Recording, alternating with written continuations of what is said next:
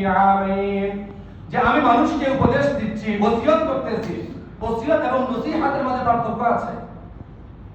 ওসিয়ত সাধারণত বলা হয় আমি আপনাকে উপদেশ দিলাম কোন একটা বিষয়ে, এটাকে বলা হয় নসিহত, দ্বীনের বিষয়ে উপদেশ দেওয়াকে বলা নসিহত।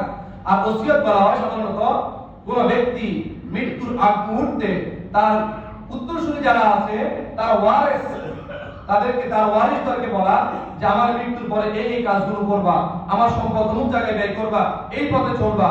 এই বিশেষ যে নসিহত সেটাকে বলা হয় ওসিয়ত, অর্থাৎ যার গুরুত্ব অনেক বেশি। আল্লাহ পাক বলতেছেন ওয়াসাইনাল ইনসানা, আমি মানুষকে ওসিয়ত করতেছি, উপদেশ দিচ্ছি বিওয়ালিদাইহি, তার মাতা-পিতার প্রতি। আমি যে বলেছিলাম যে মক্কা যুবক ভাইরা যখন ইসলামে আসে তখন মাতা-পিতার সাথে কিভাবে তারা মুআমালাত করবে, লেনদেন করবে, তাদের আখলাক কেমন হবে, আল্লাহ পাক রব্বুল আলামিন এই আয়াত তা শিক্ষা দিয়েছেন। আল্লাহ পাক বলতেছেন হামালাতু উম্মুহু ওয়াহনান আলা ওয়াহনি, তার মা তার কষ্টের উপরে কষ্ট বহন করেছে, ওয়াবিসালুহু ফি আমাইন, এবং 2 বছর তাকে দুধ পান করিয়েছে।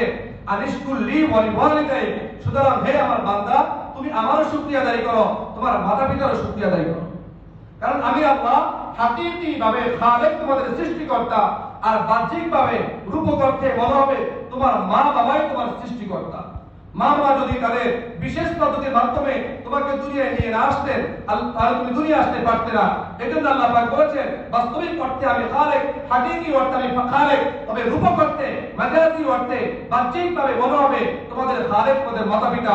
এজন্য বাস্তবিক অর্থে খালেক হওয়ার কারণে আমার যেমন কৃতজ্ঞতা আদায় করবে, রূপক অর্থে মাতা-পিতা তোমার সৃষ্টিকর্তা হওয়ার কারণে তাদেরও তোমরা কৃতজ্ঞতা আদায় করো। ওয়ালিদাই আনিশকুরলি ওয়ালিদাই, আমারও কৃতজ্ঞতা আদায় করো আল্লাহ, আর তোমাদের মাতা-পিতারও কৃতজ্ঞতা আদায় করো। অনেক আল্লাহর বান্দা এমন আছেন নামাজ কালাম সব ঠিক আছে কিন্তু মাতা-পিতার সাথে সদ্ব্যবহার করে না, মাতা-পিতার সাথে সুন্দর ব্যবহার করে না। মসজিদ থেকে নামাজ পড়ে যায়, বাসায় গিয়ে খাবার চাইবে, ওই সময় যে ভাষা ব্যবহার করা প্রয়োজন ওই ভাষা বলে সন্তান সদ্ভাবে ব্যবহার করে না।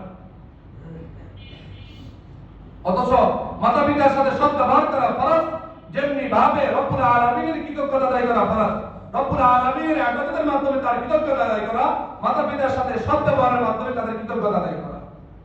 তবে হ্যাঁ, যদি তারা কখনো সন্তানকে বাধ্য করে অন্যায়, অশ্লীল, শিরক এবং বেদাতের উপরে, আল্লাহ পাক বলতেছেন ওয়াইন জাহাদাকা আলা আন তুশরিকা বিমা লাইসা লাকা বিহি ইলম, যদি তারা মুজাহাদা করে, চেষ্টা করে যে তুমি আল্লাহর সাথে শিরক করো, মা লাইসা লাকা বিহি ইলম, যে বিষয়ে তোমার জ্ঞান নাই, ফালা তুতিউহুমা, খবরদার এই জায়গায় এসে কখনো